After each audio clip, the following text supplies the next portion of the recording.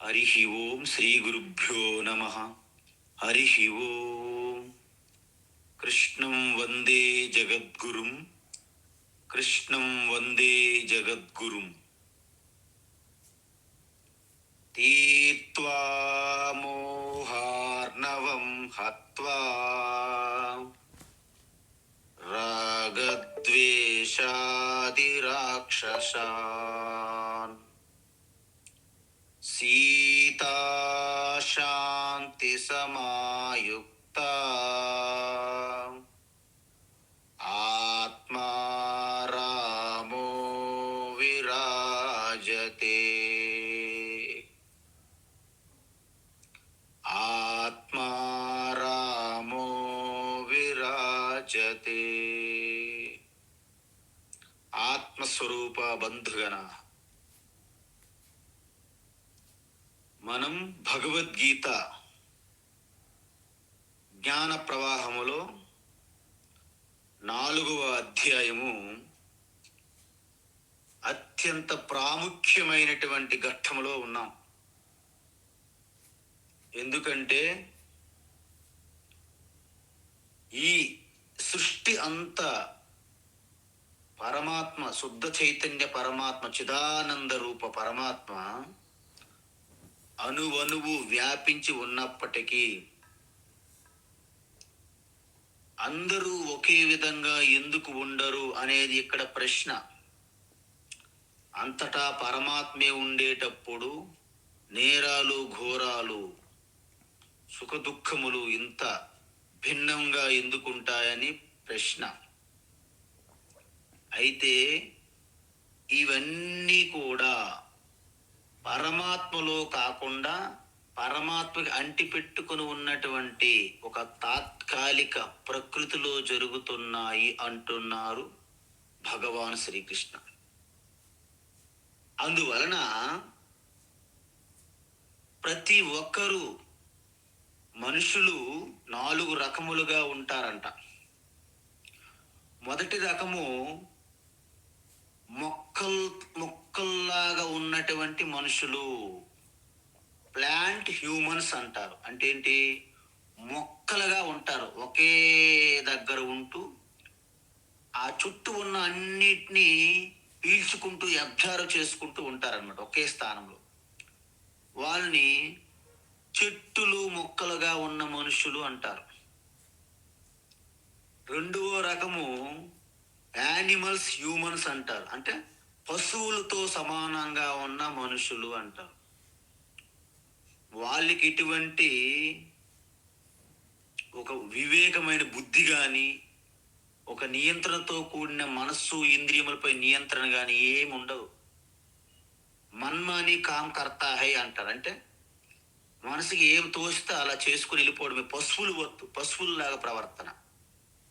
అంటే మనకేమైనా కామం, కోరికలు కలిగాయి అనుకోండి, ఇంకంతే, పశువుల్లాగా అలాగా. వాటికి, కుక్కలకి, పశువులకి మన సమాజంలో ఎవరేమి అనుకుంటారో ఏమి ఉండదు. వాటికి ఏమి కలిగితే అది చేసేయడమే. అలాగ ఉన్నటువంటి మనుషులని జంతు స్వభావం కలిగిన మనుషులు అంటారు. మరి మన ఇంద్రియములు, మనస్సు నియంత్రణ పెట్టుకొని ధర్మాధర్మములు, మంచి చెడులు వివేకముతో చూసేవారిని సంపూర్ణ మానవులు అంటారు, 3వ రకం. ఆ తరువాత కర్మయోగములాగా నిస్వార్థమైనటువంటి ఆ భక్తి యోగము, ఉపాసన ద్వారా సంపూర్ణ మానవాళి స్థితి నుండి పైకి ఉన్నత స్థితిని, అంటే దైవత్వంలోకి ప్రయాణిస్తుంటే వారే 4వ రకం. దైవీ సంపత్తు కలిగి దైవ స్వరూపతత్వాన్ని తెలుసుకొని జీవన్ముక్తులుగా పరిణితి చెందడాన్ని 4వ రకం ముక్తులు, అంటే ముక్త పురుషులు లేదా మోక్షం పొందిన వారు జీవన్ముక్తులు అంటారు. అందువలన ఈ సృష్టించిన తరువాత అనేక కర్మ, అంటే ప్రారబ్ధ కర్మ ద్వారా వస్తున్న శరీరములకి వాటికి అనుగుణంగా ఉన్న ఆ ప్రవృత్తి స్వభావంతో వచ్చారు. అందరూ కూడాను ఆ ఉన్నతమైన స్థితిని చేరుకోవడానికి మనకు ఒక మాన్యువల్ ఇచ్చారు, ఎలా జీవించాలి, జీవన విధానం అనేది. ఆ జీవన విధానానికి ఇచ్చినటువంటి మాన్యువల్ బుక్కే వేదము అంటారు. అంటే ఏంటి? వేదము కూడా ఈశ్వరుని యొక్క వాక్కు. అయితే అందరూ ఒకే రకంగా అంతఃకరణం, హృదయము పవిత్రంగా ఉండదు కదా. అంటే వారికి ఉన్నటువంటి స్థాయిని బట్టి ఈ వేద జ్ఞానాన్ని ఫాలో అయితే ప్రతి ఒక్కరూ ముందో వెనకో గాని అందరూ మానవ జన్మ లక్ష్యాన్ని పొందుతారు అని చెప్పారు. అలాంటి జ్ఞానాన్ని తెలుసుకుంటూ ఋషులు, యోగులు పరిపాలన చేస్తున్నప్పటికీ రాజర్షులుగా అందరూ అద్భుతమైనటువంటి, ఆనందమైనటువంటి జీవితం గడిపేవారు.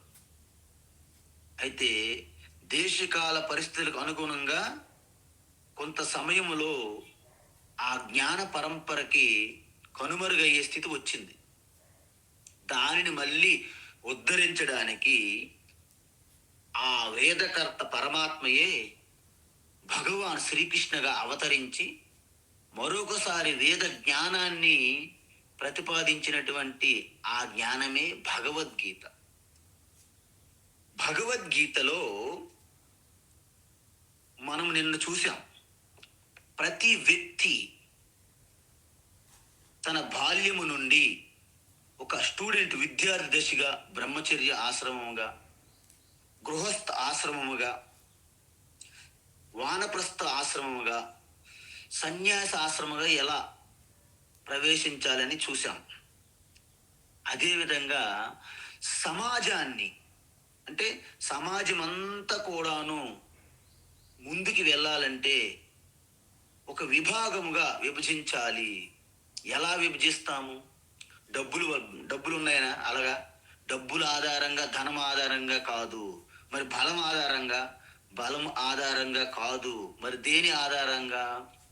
దేని ఆధారంగా అంటే వారి యొక్క గుణం ఆధారంగా, వారు చేసే కర్మ ఆధారంగా,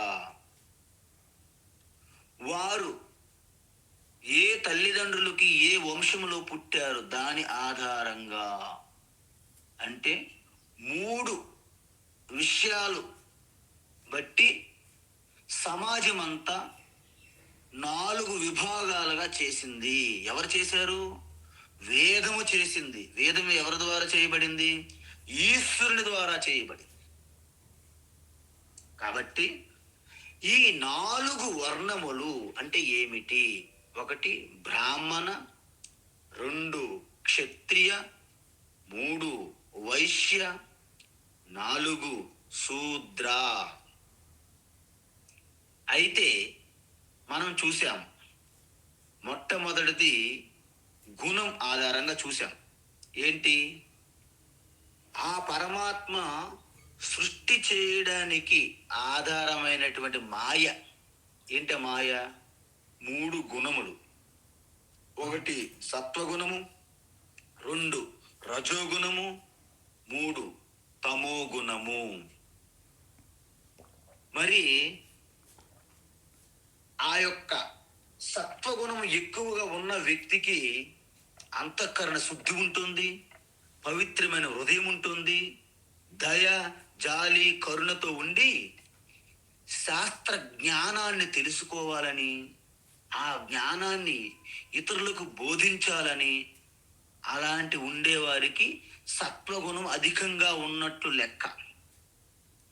సో వారి వలన సమాజానికి విద్య అందుతున్నది. వారికి రజోగుణం కొంచెం తక్కువగా ఉండి తమో గుణం ఇంకా తక్కువగా ఉంటుంది. వారిని గుణ బ్రాహ్మణులు అంటారు. మరి రజోగుణం అన్నిటికంటే కొంచెం ఎక్కువగా ఉండి దాని వెనక సపోర్టెడ్గా సత్వగుణం ఉంటుంది వాళ్ళకి. ఇక ఆఖరిలో తక్కువగా తమో గుణం. అంటే ఏంటి? వీరిలో బహిర్ముఖంగా కర్మ చేసే ఆ సామర్థ్యం ఉంటుంది, కానీ నిస్వార్థం ఉంటుంది. వారిని గుణక్షత్రియులు అంటారు. మూడవ రకం వాళ్ళకి రజోగుణం అధికంగా ఉంటుంది, 70%. తరువాత తమోగుణం, తక్కువగా అల్పంగా సత్వగుణం ఉంటుంది. అంటే ఏమిటి? వీళ్ళు బహిర్ముఖంగా బాగా ఉంటారు, కర్మలు చేస్తారు, కానీ స్వార్థం. వారిని గుణ వైశ్యులు అంటారు. మరి నాలుగవది ఏంటి అంటే తమో గుణం అధికం, 70% తమో గుణంతో ఉండి కొద్దో గొప్ప దాని వెనక రజోగుణం కొంత ఉంటుంది. సత్వగుణం అనేది ఆల్మోస్ట్ ఆల్ చాలా తక్కువ. వాళ్ళు పశువుల వలె ఉన్నటువంటి మనుషులుగా కోరికలు కామముతో చిక్కిపోయి దానికి చిక్కు బానిసలుగా అయిపోతారు ఆ కామానికి. కాబట్టి వాళ్ళకి ఇంకేమీ తోచదనమాట, బుద్ధి పని చేయదు. ఎవరు ఏదైనా చెప్తే చేస్తారు, అమలు చేస్తారు. వారిని గుణశూద్రులు అంటారని చెప్పాను. అయితే మనం చేసే కర్మల బట్టి కూడా మనకు 4 వర్ణములు వచ్చాయని చెప్పాను. ఏంటి?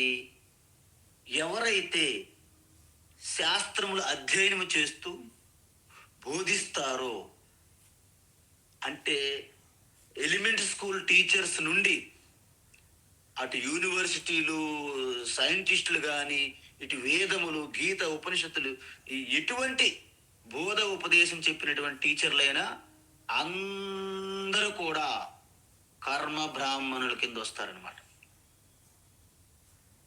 అదేవిధంగా మరి సమాజం యందు పరిపాలన, రక్షణ ఇవన్నీ చూసేవారు.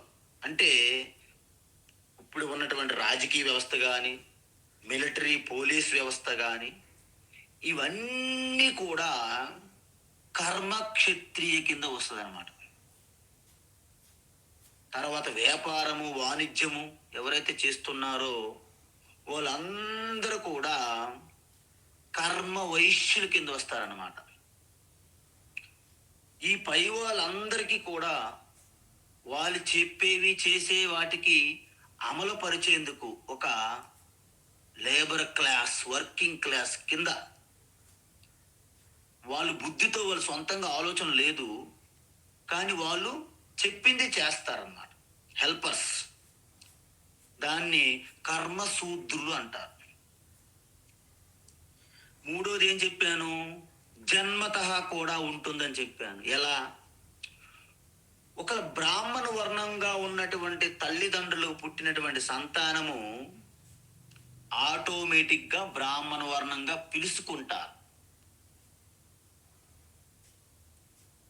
క్షత్రియ తల్లిదండ్రులకి వర్ణంలో పుట్టిన వారికి క్షత్రియ వర్ణంగా పిలువబడతారు. వైశ్య వర్ణములో ఉన్నటువంటి తల్లిదండ్రులకు పుట్టినటువంటి సంతానము వైశ్య వర్ణంగా పిలువబడుతుంది. శూద్రవర్ణములో పుట్టిన సంతానము శూద్రవర్ణంగా పిలువబడుతున్నది. ఇప్పుడు 3 రకాలుగా మనం చూసాం. అయితే ఈ 3 రకములలో ఏది గొప్ప, ఒకటి గొప్ప తక్కువ ఏమైనా ఉంటుందా? దీనికి ఏ విధంగా గ్రేడ్స్ ఉన్నాయి అని చూస్తే వేదము ఏం చెప్తుందంటే, వేదం అంటే ఈశ్వరుడు చెప్తున్నాడు. ఆ వేదం యొక్క సారమే భగవద్గీత. అంటే భగవద్గీతలో భగవాన్ శ్రీకృష్ణ చెప్తున్నాడు, కర్మ ద్వారా కానీ జన్మ ద్వారా మనం చూస్తే తక్కువ ఎక్కువ అని చెప్పడానికి వీలు లేదు. సమాజంలో ఎప్పుడైతే వారి పుట్టే వంశము, తల్లిదండ్రులు బట్టి మేము గొప్పవాళ్ళమని ఎప్పుడైతే ప్రారంభించారో అప్పుడు ఈ సమాజంలో హింస, దురాఘాతాలు, అన్యాయాలు, అధర్మము పెరిగిపోయింది. మనుషుల వద్ద చిన్న భిన్నంగా ఐక్యత లేకుండా అభద్రతతో నిండిపోయింది. ఎందుకు?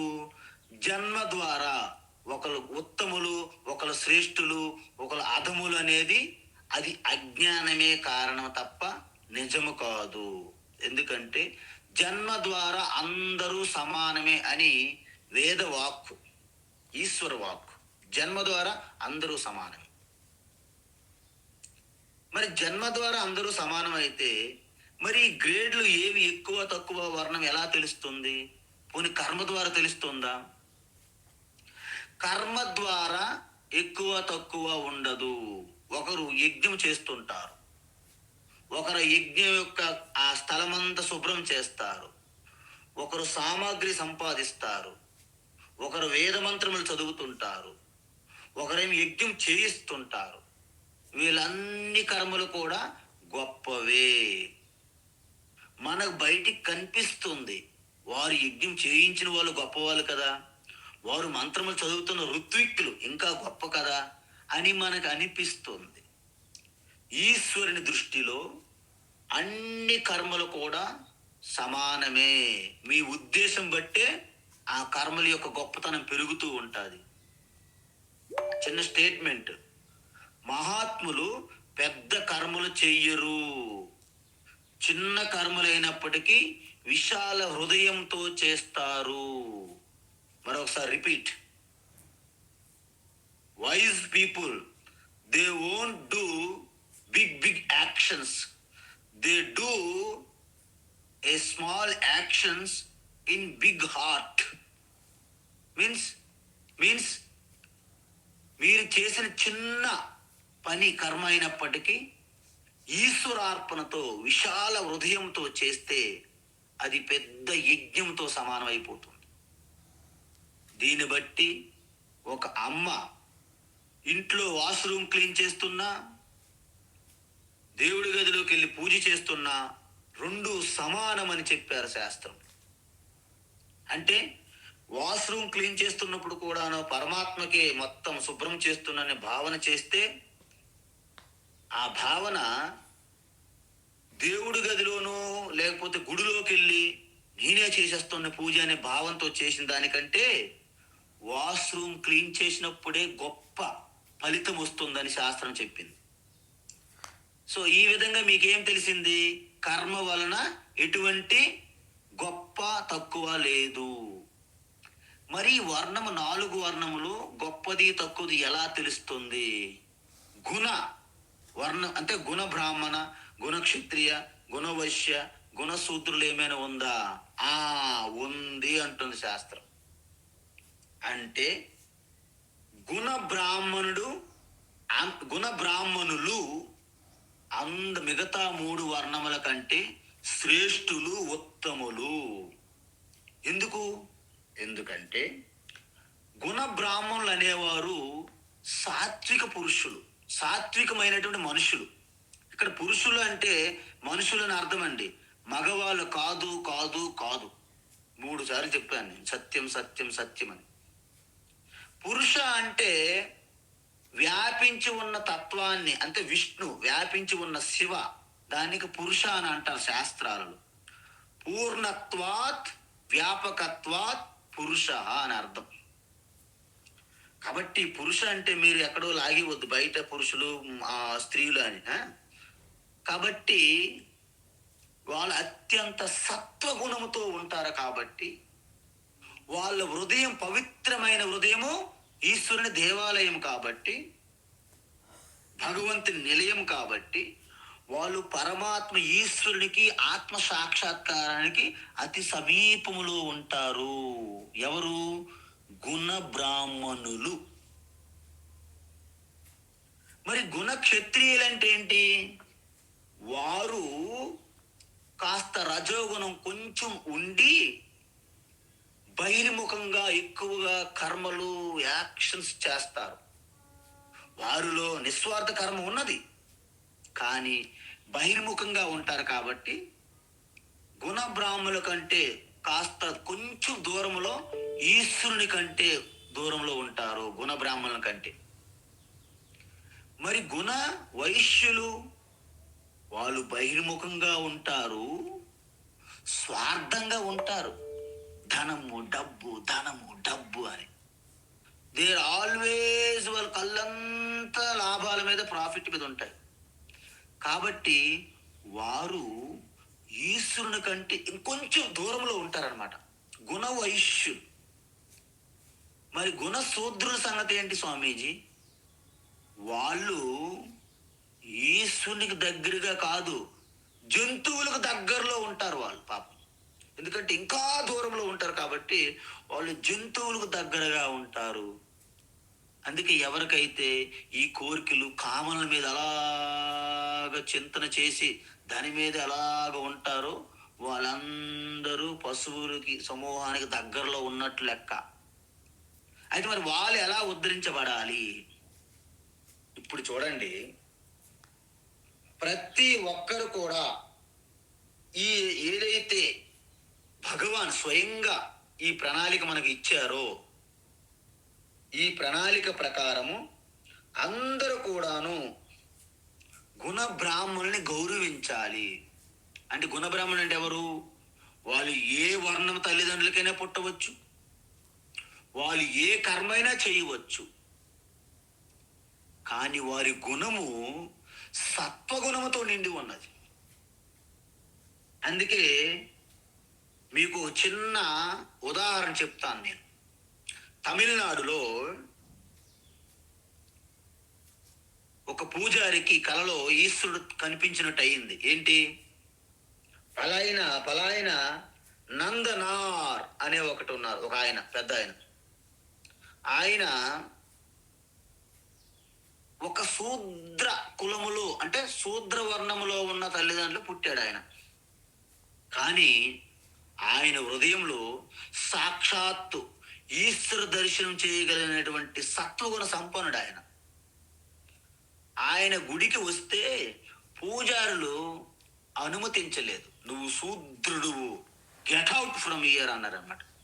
అంటే నీకు టెంపుల్లోకి ప్రవేశం లేదు, వెళ్ళిపో అన్నారు. ఆయన కొన్ని రోజుల పాటు ఈశ్వరునితో తన మొరపెట్టుకొని ఏడ్చారు. ఒకరోజు ఆ పూజారి కలలో ఈశ్వరుని యొక్క ఆకాశవాణిలా తెలిసి, ఆ నందనార్ గుణబ్రాహ్మణుడు, నీవు కేవలము కర్మ ద్వారా నువ్వు బ్రాహ్మణుడుగా ఉన్నావు. నువ్వు జన్మతా బ్రాహ్మణుడు అవ్వచ్చు, కర్మతా బ్రాహ్మణుడు అవ్వచ్చు, కానీ నీవు గుణ బ్రాహ్మణుడు కాదు. ఓ పురోహిత, అంటే ఓ అర్చక, ఓ పూజారి, నీవు గుణ బ్రాహ్మణుడు కాదు. ఆ నందనార్ జన్మత శూద్ర అవ్వచ్చు, కర్మత శూద్ర కర్మ చేయొచ్చు, కానీ ఆయన గుణ బ్రాహ్మణుడు నందనార్. కాబట్టి ఆయనకి స్వయంగా మీ భుజముల పైన ఎక్కించుకొని తీసుకొని వచ్చి నా దేవాలయంలో ఆయనకి స్వాగత సత్కార్యములు చేయము అని ఆదేశించారంట. తర్వాత రోజు పూజారి భయభ్రాంతులకు గురై నందనార్ ఎక్కడ నన్ను వెతుక్కుంటూ వచ్చి ఆయన కాళ్ళు కడిగి ఆయన్ని తన పైన భుజం పైన కూర్చోబెట్టి తీసుకొని వచ్చి ఆ దేవాలయంలో కూర్చోబెట్టారంట. అలాంటి నందనారు, నాయనారులు అనే కథలు ఉంటాయి తమిళనాడులో చరిత్రలో. 63 మంది ఎంతమంది ఉంటారు, అందులో చాలా మంది నాయనారులు జన్మత బ్రాహ్మణులు కాదు, కానీ వాళ్ళు ఇప్పటికీ కూడా పూజనీయులే. అంటే మీరు చూడండి, విశ్వామిత్ర మహర్షి ఆయన జన్మత క్షత్రియుడు, కానీ ఆయన గుణము సత్వగుణం అధికంగా ఉండడం వలన తపస్సు, జ్ఞానము, తత్వము వీటిపైన మక్కువ ఉండడం వలన అద్భుతమైన బ్రహ్మర్షిగా మారి ఆయన ద్వారా గాయత్రి మంత్రం మనకు వచ్చింది. గాయత్రి మంత్రం అంటే మామూలా? సర్వ వేదములలో అత్యంత పవర్ఫుల్, శక్తివంతమైనటువంటి మంత్రం ఏదంటే గాయత్రి మంత్రం. గాయత్రి దేవత కాదండి, గాయత్రి అనేది ఛందస్. మరి గాయత్రి మంత్రం యొక్క దేవత ఎవరు స్వామీజీ? సవితా దేవత, అంటే సూర్య భగవా. ఆ గాయత్రి ఒక్కొక్క పాదం 8 అక్షరములు ఉంటాయి, 3 పాదములు అంటే 24 అక్షరములు. ఆ 24 అక్షరములకి ప్రతిరూపంగానే 24,000 శ్లోకములతో ఆదికవి బ్రహ్మర్షి వాల్మీకి రామాయణాన్ని రచించారు. కాబట్టి వాల్మీకి రచించిన రామాయణానికి ప్రేరణ కూడాను గాయత్రి మంత్రమే. అది ఎవరి ద్వారా ప్రకటమయ్యింది? విశ్వామిత్ర మహర్షి. విశ్వామిత్ర మహర్షి జన్మతః ఎవరు? క్షత్రియ వర్ణం. మరి గుణము వలన బ్రాహ్మణ వర్ణంలోకి వచ్చారు వెంటనే ఆయన. మరి ద్రోణాచార్య ఉన్నారు, వారు పుట్టుకతో బ్రాహ్మణ వర్ణము, మరి చేసే కర్మ క్షత్రియ కర్మ. యుద్ధం చేసిన మహాభారతంలో వారి యొక్క కుమారుడు అశ్వత్థామ, ఆయన కూడాను జన్మతః బ్రాహ్మణ కానీ కర్మతః క్షత్రియ. వాళ్ళిద్దరు కూడా కర్మ క్షత్రియులు, జన్మ బ్రాహ్మణులు, గుణ వైశ్యులు అని అర్థం. చూసారా, ఆ యొక్క కాంపిల్య నగరాన్ని, ద్రౌపది యొక్క రాజ్యాన్ని కోరుకొని అప్పుడు కూడా క్షత్రియులు వాళ్ళు. మళ్ళీ ఏదైనా సరే సాధించాలి, సంపాదించాలి, ధనం అనుకుంటే అప్పుడు క్షత్రియ వర్ణం అవుతుంది. సో ఈ విధంగా ప్రతి ఒక్కరు కూడా పుట్టుకతో ఒక వర్ణం ఉంటుంది, కర్మతో ఒక వర్ణం ఉంటుంది, వారి యొక్క స్వభావం గుణము వలన ఒక వర్ణముగా ఉంటుంది అన్నారు. అయితే ఇప్పుడు ఈ వర్ణ వ్యవస్థ మిక్స్ అయిపోయింది. ఎందుకు అయిపోయింది? ప్రతి ఒక్కరూ ధనము మీద దృష్టి పెట్టారు. ప్రతి ఒక్కరూ తెలుసో తెలియకో పుట్టుకతోనే నేను గొప్పవాడిననే భ్రమలో ఉన్నారు. ఈ రెండు సమాజానికి చిన్న భిన్నం చేసి పెట్టాయి. అందువలన ఇంతకీ మనం ఏ విధంగా జీవించాలి? నేను జన్మతః వర్ణాన్ని మార్చుకోవచ్చునా అని ప్రశ్న. నువ్వు జన్మతః వర్ణాన్ని మార్చుకునే అవకాశమే లేదు. ఎవరైనా తల్లిదండ్రులను మార్చగలరా? మీరు పిలవచ్చు, ఓకే, అమ్మా నాన్నని ఎవరైనా వేరెవరు పిలుచుకోవచ్చు, దానికి తప్పేం లేదు. కానీ మీకు జన్మనిచ్చిన తల్లిదండ్రులు వారు కారు.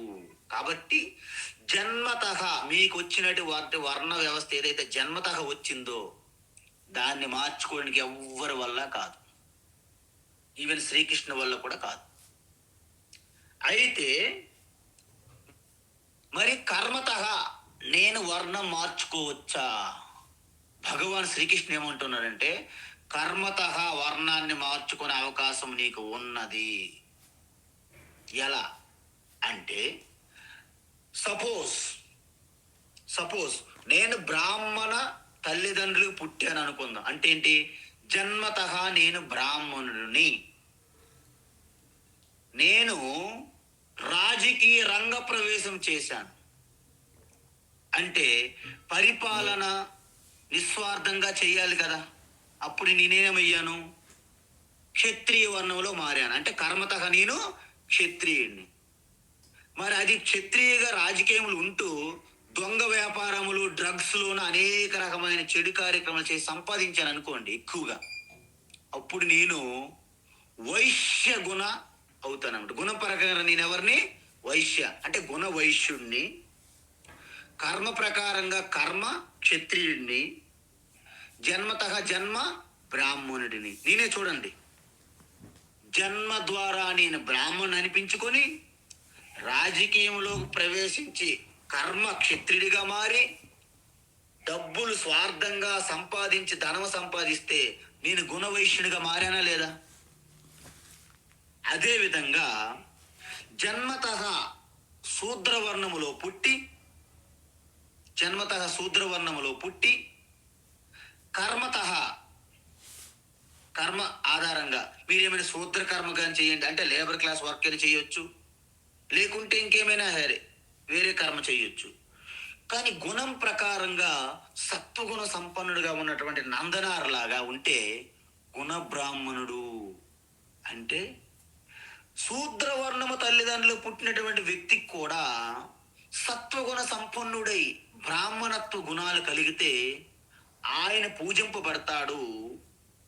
బ్రాహ్మణ తల్లిదండ్రులు పుట్టినటువంటి వ్యక్తి కూడా స్వార్థంగా అడ్డగోలుగా సంపాదిస్తే ఆయన ఆ యొక్క గుణం ప్రకారంగా బ్రాహ్మణుడయ్యి జన్మతో శూద్రుడైనప్పటికీ ఆయన గొప్పవాడు, ఆడే పూజింపబడతాడు.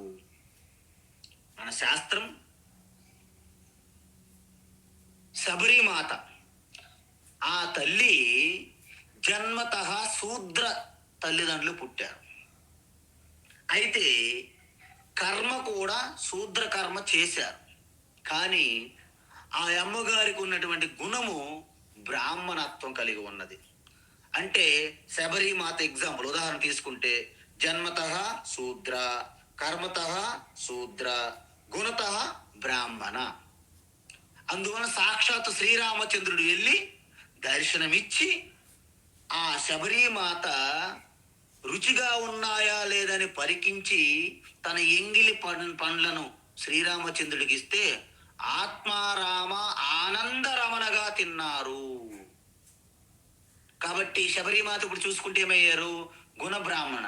అందుకే శబరిమాత మనం అందరము పూజలు అర్చనలు చేస్తున్నాము. కాబట్టి ఇలా ఎంతో మంది వ్యాస భగవాన్ సత్యకామ జాబాల గురించి మీకు చెప్పానేమో నాకు గుర్తులేదు. సత్యకామ జాబాల శూద్రవర్ణములో జన్మించారు. శూద్రవర్ణములో జన్మించి బ్రాహ్మణ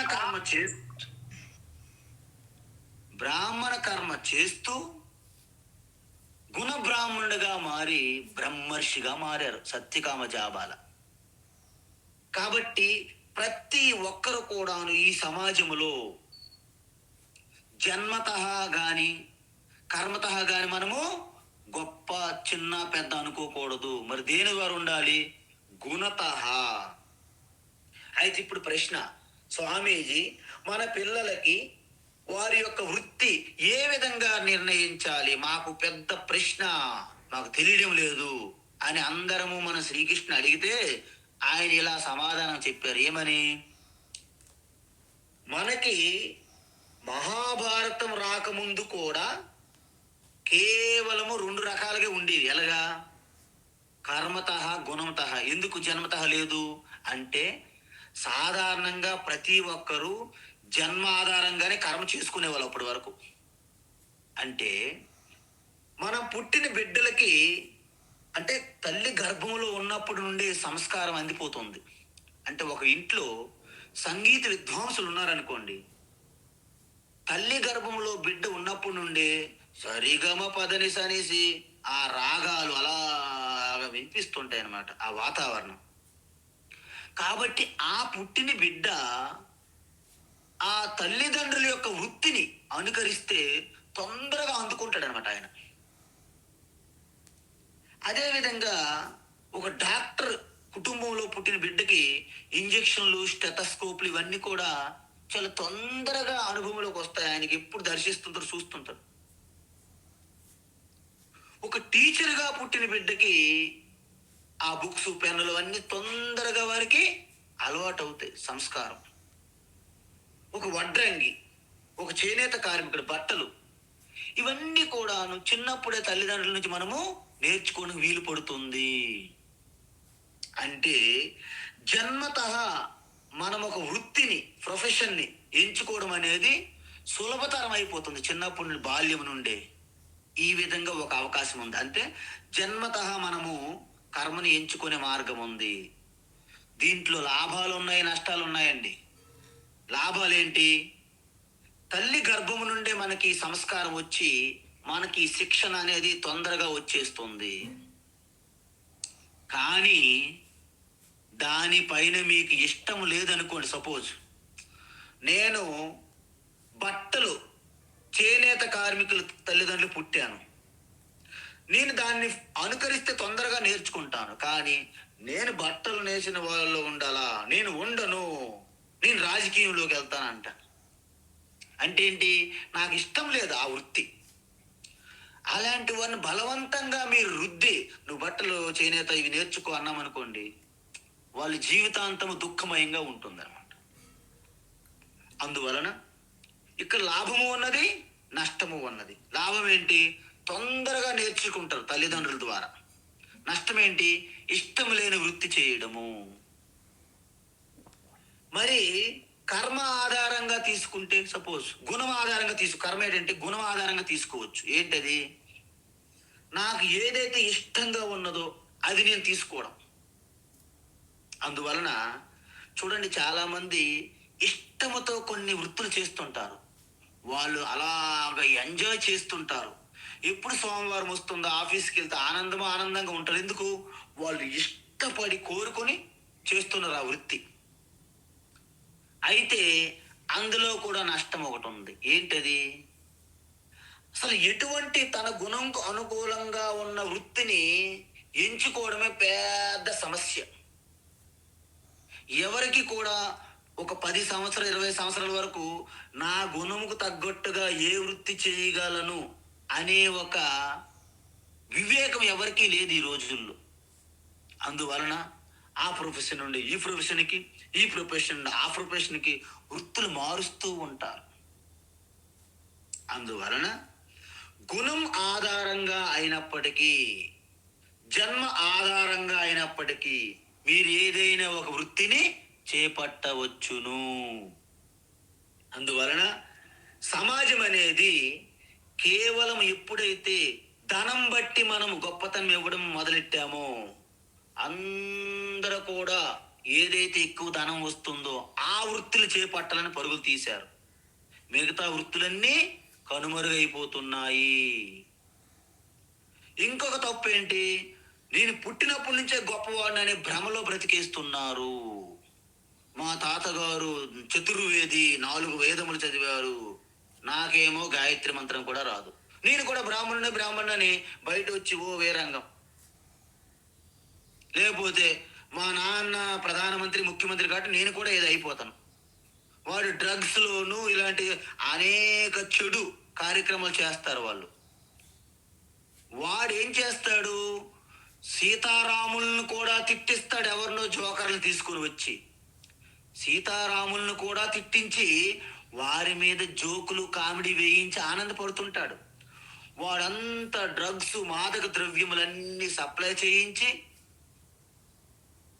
తండ్రి ద్వారా వచ్చినటువంటి అధికారాన్ని దుర్వినియోగం చేస్తూ, అలాంటి వారు సమాజంలో కంటకులుగా తయారవుతుంటారు. వాళ్ళు మన పిల్లలకి రోల్ మోడల్గా ఆదర్శంగా ఉంటే మరి మన పిల్లలు ఎలా బాగుపడతారు చెప్పండి. అందువలన ఈ జన్మ ఆధారంగా నేను గొప్పవాడును అని అనుకోవడం అది భ్రమ, అజ్ఞానమే. నేను చేస్తున్న జాబు వృత్తి ప్రకారంగా నేను గొప్పవాడును అనుకుంటే అది భ్రమ, అజ్ఞానమే. మరి ఏ విధంగా గొప్పవాళ్ళు అవ్వాలి? గుణం అంటే మరి నేను గుణం అవ్వడానికి ఏంటి? సాధారణంగా ప్రతి మనిషి తన స్థూల శరీరము తమో గుణము ద్వారా పుట్టినది. అంటే ఏంటి? ప్రతి ఒక్కరూ స్వాభావికంగా బద్ధకంగా ఉండడమే స్థూల శరీరం యొక్క లక్షణం అన్నమాట. ఏంటి? ఆలస్యం హి మనుష్యానాం శరీరస్థో మహాన్ రిపుః అని వేదవాక్కు చెప్పింది. ఏంటి? మీ శరీరం ప్రకారంగా ప్రతి ఒక్కరూ ఆ బద్ధకము, ఆ యొక్క లేజినెస్ అనేది సహజ సిద్ధమే ప్రతి మనిషికి. కానీ ఆ యొక్క తమో గుణాన్ని జయించి మీరు రజోగుణంలో ప్రవేశించాలంటే మీరు అనేక రకమైనటువంటి కర్మలు చేసి అలవాటు చేసుకోవాలి. అప్పుడు ఏమవుతుంది? అలా చేయడం వలన మీ తమో గుణం తగ్గి రజోగుణం పెరుగుతున్నది. అప్పుడు రజోగుణం పెరిగింది కానీ కోరికలు, స్వార్థం కూడా ఉంటుంది. అప్పుడు మనం ఏం చేయాలి? ఆ స్వార్థము, కోరికలు విడిచిపెట్టి ఈశ్వరుని పూజా భావనతో మీరు చేస్తే దాన్ని కర్మయోగం అంటాము. అంటే సహజ సిద్ధంగా మీరు గుణ శూద్రులుగా ఉన్న మీరు అనేక కర్మలు చేయడం వలన గుణ వైశ్యులుగా మారారు. గుణ వైశ్యులుగా ఉన్న మీరు నిస్వార్థమైనటువంటి కర్మలు లోక కళ్యాణం కోసము మీకోసము నిస్వార్థంగా చేస్తే అప్పుడు మీరు గుణ క్షత్రియులుగా మారుతున్నారని లెక్క. ఆ తరువాత మీరు అధికమైనటువంటి సత్వగుణ వృద్ధి చెందుతుంది మెల్లగా కర్మయోగము ద్వారా. అంతఃకరణ శుద్ధి, వివేకమైనటువంటి బుద్ధి, హృదయ పవిత్రత, మీరు సాక్షాత్తు ఆ యొక్క బ్రహ్మ విద్యని అందుకోవడానికి యోగ్యమైన వారుగా తయారవుతారన్నమాట. అప్పుడు మీరు గుణ బ్రాహ్మణులుగా మీరు ఎదిగారన్నమాట. చూడండి, ఈ సమాజంలో సమస్త మానవాళికి మీరు ఏ గుణం ప్రకారంగా ఏ వర్ణములో ఉన్నప్పటికీ గుణ బ్రాహ్మణులుగా రావడానికి అందరికీ హక్కు ఉన్నది. ఎవరు కూడా దాన్ని అడ్డుకోవడం వీలు లేదు. ఎవరు అడ్డుకున్నా వాడు పాప జీవనం గడుపుతాడు. పాపాత్ముడుగా పాపాన్నే కూడగట్టుకుంటాడు. పాప జీవితమే అనుభవిస్తారు. అందుకే గుణ ప్రకారంగా ప్రతి ఒక్కరు ఎప్పుడైతే బ్రాహ్మణుగా మారుతారో వాళ్ళకే ఈశ్వర దర్శనం కలుగుతుంది. ఆ ఈశ్వర దర్శనమే ఆత్మ దర్శనగా జీవనముక్తులుగా ఉంటారు. కాబట్టి గుణ బ్రాహ్మణులు అవడానికి ఎవరికి అడ్డు లేదు ఎక్కడ, ప్రపంచం మొత్తం మీద. అందువలన వేరు వేరు భాషలు, ప్రాంతాలు, స్త్రీలు, పురుషులు, కులము, మతము ఈ వీటి పేరు మీద అడ్డుకోవడం అనేది అది అజ్ఞానానికి పరాకాష్ఠ అని చెప్పారు. అందువలన ఇక్కడ ఏమంటున్నారంటే సాక్షాత్తు శ్రీకృష్ణ పరమాత్మ తీసుకుంటే పుట్టినప్పుడు ఆయన ఒక క్షత్రియ తల్లిదండ్రులు పుట్టారు. తరువాత ఆయన కర్మలు ఒక వైశ్య కర్మలుగా చేశారు. ఏంటి వైశ్య కర్మలు? పాలు, గోవులు, వ్యవసాయము, ఇవన్నీ కూడా ఎవరి కర్మలు? వైశ్యుల కర్మలు. అప్పుడు ఇప్పుడు కూడా ఉన్నాయేమో మరి. అయితే తరువాత ఆయన కర్మలు క్షత్రియ కర్మలుగా మారిపోయినాయి. ఏంటి? దుర్మార్గులు, దుష్టులైనటువంటి ఈ అజ్ఞాన భ్రమతో ఉన్నటువంటి కామనలో ఉన్నటువంటి ఈ యొక్క అధర్మపరమైనటువంటి రాజులను శిక్షించాడు ఆయన. ఆ కర్మ ఎవరిది? క్షత్రియ కర్మ. అంటే వైశ్య కర్మ నుండి క్షత్రియ కర్మలోకి మారిపోయారు శ్రీకృష్ణ. తరువాత మహాభారత యుద్ధ సమయంలో అర్జునుడికి రథసారథిగా ఉన్నారు. అంటే డ్రైవర్. డ్రైవర్, కారు శుభ్రం చేయి, అలాగే అమ్మగారు, లేకపోతే అలాగే సార్ అని చేస్తారు. అంటే డ్రైవర్. అర్జునుడికి డ్రైవర్గా ఉన్నటువంటి కృష్ణ పరమాత్మ గుర్రములని శుభ్రం చేయడం, వాటికి దానా పెట్టడము, సమయానికి రథానికి పూంచడము. అర్జున రథం రెడీ అని చెప్పాలి. వచ్చి ఒక్కసారి కూర్చుంటాడు స్వామి. అంటే అది శూద్ర కర్మ అంటారు. అంటే చూడండి, పుట్టిందేమో క్షత్రియ తల్లిదండ్రులకి, మొదటి చేసిన కర్మ వైశ్య కర్మ, తరువాత కర్మ క్షత్రియ కర్మ, తరువాత కర్మ శూద్ర కర్మ. కానీ వేద సారాన్ని మళ్ళీ బోధించినప్పుడు సమయంలో గుణ బ్రాహ్మణుడిగా మారారు. జగద్గురువుగా అవతరించారు. కృష్ణం వందే జగద్గురుం. కాబట్టి అర్జున, నన్ను చూసి కూడా నేర్చుకోవయ్యా. ఎందుకు? కర్మ చేయకుండా తప్పించుకోవడం నీ వల్ల కాదు, ఎవరికి సాధ్యం కాదు. నువ్వు జన్మతః క్షత్రియుడువు. ఎందుకు? హస్తినాపురములో కురువంశంలో పుట్టావు నువ్వు. పాండురాజు కుంతిమాతకి వాళ్ళు క్షత్రియ వర్ణములో ఉన్నారు. అంటే నువ్వు జన్మతః క్షత్రియుడువు. నీ గుణం వలన కూడా నువ్వు క్షత్రియ గుణమే నీకున్నది. కాబట్టి నువ్వు ఖచ్చితంగా క్షత్రియ కర్మ ఇప్పుడు నువ్వు చేయాలి అని అర్జునుడు చెప్పాడు. కాబట్టి చూడు అర్జున, నన్ను చూడు. నేను అన్ని కర్మలు చేస్తున్నప్పటికీ నేను వాటిని కర్తగా భావించడం లేదు. నేను ఏదో లీలగా అంత ఒక లోక కళ్యాణం కోసమే జరుగుతూ ఉన్నాయి నా ద్వారా. కాబట్టి తస్య కర్తారమపి, అవి నేను వ్యావహారికంగా చేస్తున్నాను అనిపిస్తున్నప్పటికీ మాం అకర్తారం విద్ధి, నన్ను అకర్తగా నువ్వు తెలుసుకో. ఎందుకు? నేను అకర్తారము, అవ్యయము. అందువలన నేను కర్మలకి బద్ధుడు కాదు కాబట్టి నేను దేనికి అంటుకోను, దేనికి వికారము చెందను అంటున్నాడు. సో ఈ విధంగా 13వ శ్లోకం మీకు ఒక రకంగా ఒక పూర్తి అవగాహన కల్పించానని నేను భావిస్తున్నాను. ఇప్పుడు తరువాత శ్లోకం చెప్తున్నారు కృష్ణ పరమాత్మ. నమాం కర్మాణి లింపంతే, నమాం కర్మాణి లింపంతి, నమాం కర్మాణి నిలింపంతి,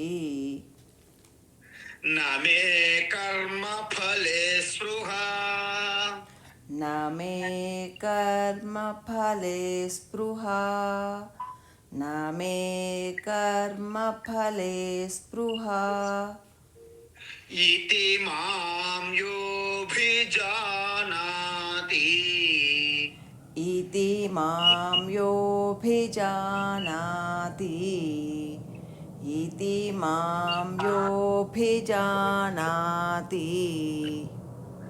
కర్మభిర్న స బధ్యతే, కర్మభిర్న స బధ్యతే, కర్మభిర్న స బధ్యతే, నమాం కర్మాణి లింపంతి, నమే కర్మ ఫలే స్పృహా, నమాం కర్మాణి లింపంతి, నమే కర్మ ఫలే స్పృహా, నమాం కర్మాణి లింపంతి, నమే కర్మ ఫలే స్పృహా, ఇతి మాం యోభిజానాతి, కర్మభిర్న స బధ్యతే, ఇతి మాం యోభిజానాతి, కర్మభిర్న స బధ్యతే, ఇతి మాం యోభిజానాతి, కర్మభిర్న స బధ్యతే. ఉత్తమం. అయితే భగవాన్ శ్రీకృష్ణ ఏమంటున్నారంటే, ఇప్పుడు ఈ కర్మలు ఏవైతే అన్ని నేను చేస్తున్నానో అర్జున, అవి ఏవి కూడా నాకు అంటవు ముట్టవు. ఎందుకు? మనం కర్మ చేస్తున్నప్పుడు వాటి యొక్క రిజల్ట్ వచ్చినప్పుడు మనం 2 ప్రాబ్లమ్స్ ఫేస్ చేస్తుంటాం. కర్మ చేస్తున్నప్పుడు ఆందోళన, అలజడి, టెన్షన్ టెన్షన్ టెన్షన్ టెన్షన్ అని ఫీల్ అయిపోతారు అనమాట. టెన్షన్గా ఫీల్ అయిపోతారు. చేయగలమా లేదా, అవుతుందా లేదా, వాళ్ళు వచ్చారా లేదా, వీళ్ళు వెళ్ళారా లేదా, ఇవన్నీ టెన్షన్లు పెట్టుకొని ఆ ఎగ్జైట్మెంట్కి గురవుతారంట మన వాళ్ళు కర్మలు చేసేటప్పుడు. అందువలన నాకు ఎటువంటి ఆందోళన, అలజడి, టెన్షన్స్ లేవు. ఎందుకు? మనకి వేదము భగవాన్ శ్రీకృష్ణ ఏం చెప్తున్నారంటే, you should do action with plan but not with worry అంటున్నారు. Don't be worry while doing action, but you should have the plan of action. అంటే ఏంటి? మనం ఏదైనా కర్మ చెయ్యాలంటే అద్భుతమైనటువంటి ప్రణాళిక ఉండాలి మనకి. అది వద్దనట్లేదండి. కర్మణ్యవాధికారస్తే అంటే అర్థం ఏంటి? కర్మ మీరు చేసేటప్పుడు అత్యంత పకడ్బందీగా అయినటువంటి ప్లాను, ప్రణాళిక ఉండాలి. ప్రణాళిక ఉండాలి, కానీ ఆందోళన, టెన్షన్, అలజడి వద్దు అంటున్నది శాస్త్రం. అందువలన ఎవరైతే కర్మ పక్కా ప్రణాళికతో దాని వలన వచ్చే ఫలితం మీద ఎటువంటి టెన్షను, బెంగ పడకుండా చేస్తారో వారికి కర్మ బంధనములో చిక్కరు, కర్మలు వాళ్ళకి బంధించవు. అదేవిధంగా కర్మ ఫలే అంటే ఆ కర్మల యొక్క రిజల్ట్స్ అవి కూడా నాకు నలింపంతి. అంటే ఏమంటున్నారు భగవాను? అర్జున, నా కర్మల యొక్క రిజల్ట్స్ మీద ఎప్పుడైతే ఎక్కువగా ధ్యాస లేదో నాకు టెన్షన్ లేదు. ఎప్పుడైతే టెన్షన్ లేదో నేను కర్మల కర్త కాను అనే భావన నాకు వచ్చేస్తుంది. ఎందుకు? ఆ వచ్చినటువంటి భోగం మీద నాకు దృష్టి లేదు కాబట్టి.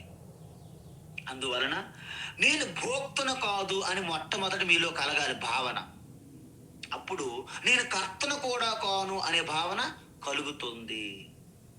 అప్పుడు ఏ కర్మ మీకు వచ్చినా కర్తవ్యంగా ఈశ్వరార్పితం నేచ్చయా కృతం చిత్తశోధకం ముక్తి సాధకం.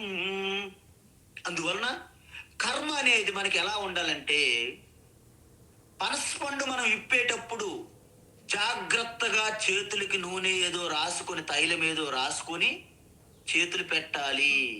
లేకపోతే ఆ బంకలాగా మనకి అన్ని అంటిపెట్టి బంధిస్తుంది. ఆ బంక లాంటిది. కర్మ కూడా జాక్ ఫ్రూట్ అంటే పనసపండు, ఆ గమ్ము, ఆ పాలు లాంటిదనమాట. మీరు జాగ్రత్తగా ఈ యొక్క కృష్ణ పరమాత్మ సలహా పాటించకపోతే కర్మల్లో చిక్కుకొని నలిగిపోయి కుమిలిపోయి బెంగ, ఆందోళనతో, బాధతో, దుఃఖముతో సంసార సాగరంలో మునిగి శోకములో పడిపోతారు. కాబట్టి మనకి రోడ్డు స్లిప్పరీగా ఉన్నది, మీరు నడవలేకపోతారు అక్కడ. అది వెంటనే ఫోన్ చేసేసి మొత్తము రోడ్డు ఏం చేద్దామా అని మీరు రంగంలో దిగకూడదు.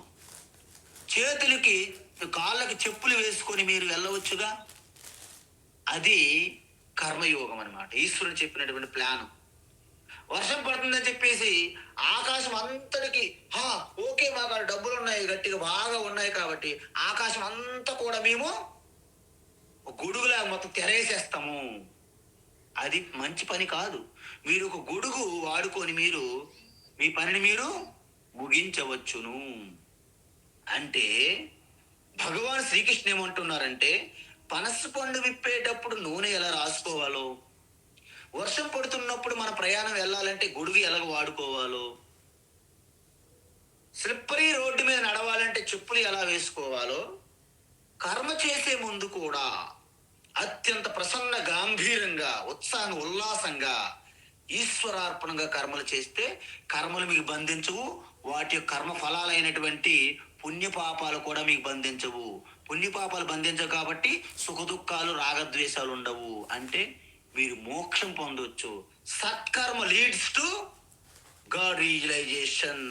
అంటే లిబరేషన్ కి మీరు చేసే సత్కర్మలు మీకు ఎంతగానో తోడ్పడతాయి. అందువలన నమాం కర్మాని లింపంతి నమే కర్మ ఫలే స్పృహ ఇతి మాం యో అభిజానాతి. ఎవరైతే దీన్ని స్పష్టంగా తెలుసుకుంటారో వారు కర్మలకి బంధించబడరు. హరి ఓం తత్సత్. సర్వం శ్రీకృష్ణార్పణమస్తు.